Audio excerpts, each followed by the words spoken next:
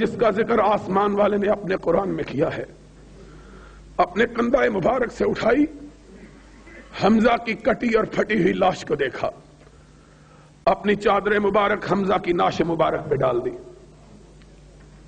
حمزہ کی بہن صفیہ بھاگی ہوئی آئی، سرور کائنات نے دیکھا پھوپھی آ رہی ہیں، آنکھوں میں آنسو آ گئے۔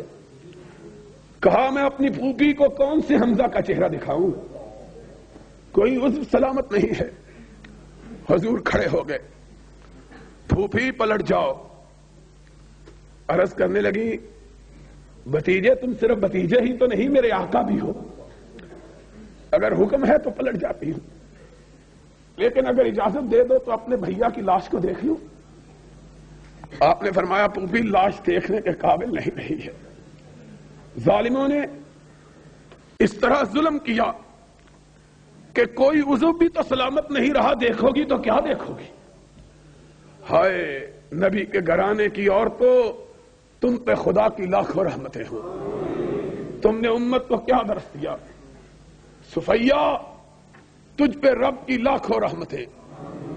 کہنے لگی آقا میں نے پہلے کہا ہے تم صرف بھتیجے نہیں بلکہ آقا و مولا بھی ہو، حکم ہے تو پلٹ جاتی ہوں، لیکن اگر سمجھتے ہو کہ میں اپنے بھیا کی کٹی پٹی لاش کو دیکھ کے چیخو پکار کروں گی، ماتم و بہن کروں گی، تو ایسا تو نہیں ہوگا۔ آقا میں جب اپنے بھیا کی کٹی ہوئی لاش کو دیکھوں گی تو سر اونچا کر کے کہوں گی اللہ تیرا شکر کہ تو نے میرے بھیا کو وہ موت عطا کی کہ اس نے اپنی بہن کا سر ساری بہنوں سے اونچا کر دیا ہے۔ کیوں؟ ساری بہنیں اپنے بھائیوں کے سر اٹھا کے اپنے رب کی بارگاہ میں آئیں گی، اللہ میرا بھیا تیری بارگاہ میں اپنا سر کٹا کے آیا ہے، اور میں آؤں گی سر فخر سے بلند کر کے اور کہوں گی اللہ ساری بہنوں کے بھائی تو صرف سر کٹا کے آئے اور صفیہ کا بھائی اپنے جسم کا ایک ایک حصہ کٹا کے آیا ہے، ایک ایک حصے کی قربانی۔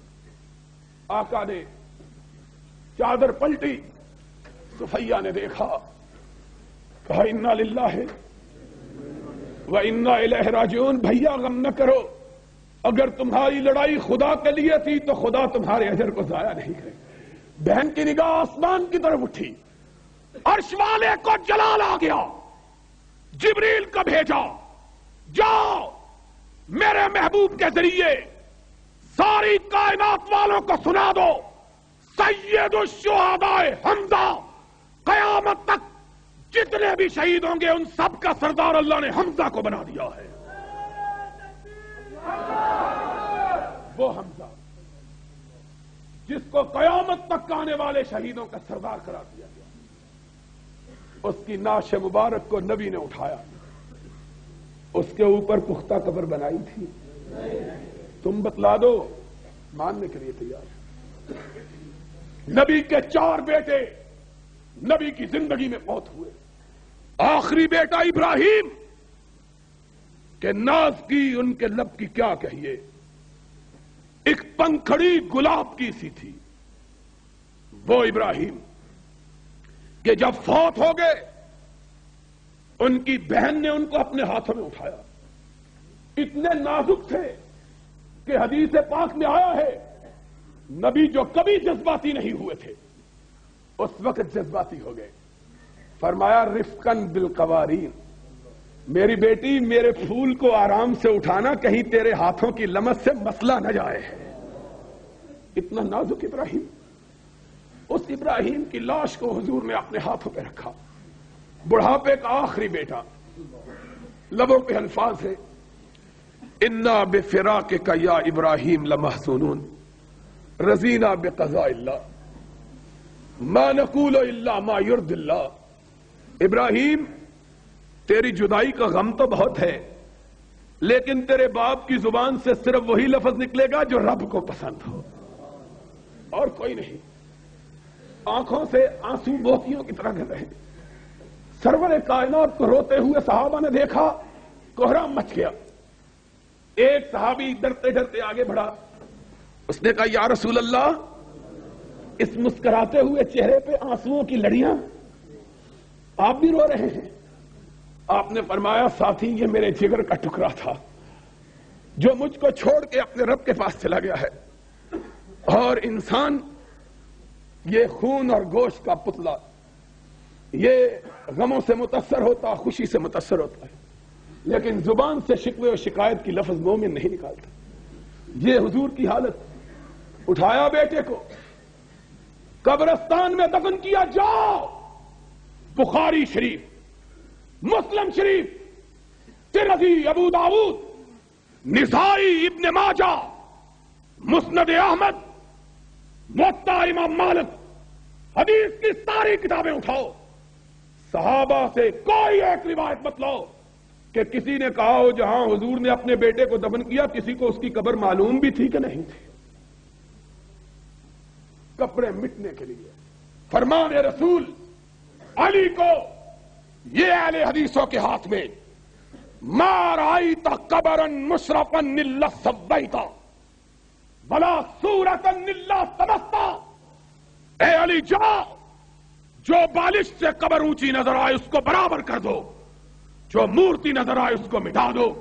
اہل حدیث رسول کا پیغام لے کر قبروں کو مٹانے کے لیے نکلے، تم قبروں کے بنانے کے لیے کوئی جھوٹی حدیث ہی دکھا دو، کوئی دکھا سکتے؟ لڑتے ہیں اور ہاتھ میں تلوار بھی، لڑتے ہیں اور ہاتھ میں۔ دوستو، ہمارا مسلک صرف ایک بات پہ مبنی، اور اس بات پہ فخر، اس بات پہ ناز، غرور نہیں کہ غرور اسلام کے اندر جائز نہیں، لیکن خدا کا شکر، اور تم بھی شکرانہ ادا کرو کہ آج اس گئے گزرے دور میں اگر کوئی خم ٹھونک کر، سینے پر ہاتھ مار کر، ڈنکے کی چوٹ یہ بات کہہ سکتا ہے کہ میرا مسلک صرف وہی ہے جو محمد الرسول اللہ نے ابو بکر و عمر کو دیا تھا، اس میں کوئی ملاوٹ نہیں، کعبے کے رب کی قسم، وہ صرف ایک مسلک ہے اور وہ تمہارا مسلک اہل حدیث ہے، اور کوئی مسلک کائنات میں ایسا موجود نہیں ہے۔ جاؤ لوگوں سے پوچھو، ساری دنیا کے مسلک والوں سے، کوئی کہے گا بزرگ کی ملاوٹ ہے، کوئی کہے گا امام کی ملاوٹ ہے، کوئی کہے گا فقیہ کی ملاوٹ ہے، کوئی کہے گا محدث کی ملاوٹ ہے۔ ہم نے کہا جس میں بھی ملاوٹ ہو، چاہے ملاوٹ کتنی پاکیزہ ہی کیوں نہ ہو، اس کو خالص، دودھ خالص وہی ہے جو بھینس کے تھنوں سے نکل کر آتا۔ اگر اس کے اندر روح کیوڑا ملا دیا جائے تو دودھ خالص ہوگا؟ اگر اس کے اندر زمزم کا پانی ملا دیا جائے دودھ خالص؟ دودھ خالص وہی ہے جس کے اندر کوئی آمیزش نہیں، اور مسلک خالص وہی ہے جس کے اندر نہ کسی امام کی، نہ کسی فقیہ کی، نہ کسی محدث کی، نہ کسی شیخ کی، نہ کسی بزرگ کی، نہ کسی پیر کی، نہ کسی اونچے کی، نہ کسی کالے کی، نہ کسی گورے کی کوئی ملاوٹ نہ ہو، بلکہ بات وہی کہے جو محمد کریم نے کہی تھی، اور وہ کیا ہے؟ ایک ہاتھ میں رب کا قرآن ہو، دوسرے ہاتھ میں محمد کا فرمان ہو۔ انشاءاللہ جب تک ہم زندہ ہیں قرآن کو بھی اونچا رکھیں گے، محمد کے فرمان کو بھی اونچا رکھیں گے، جو لڑے گا اس کا مقابلہ کریں گے، پشت پھیر کر نہیں بھاگیں گے کہ ہماری تاریخ میں پشت پھیرنے والے کو اپنے قبیلے کا فرزند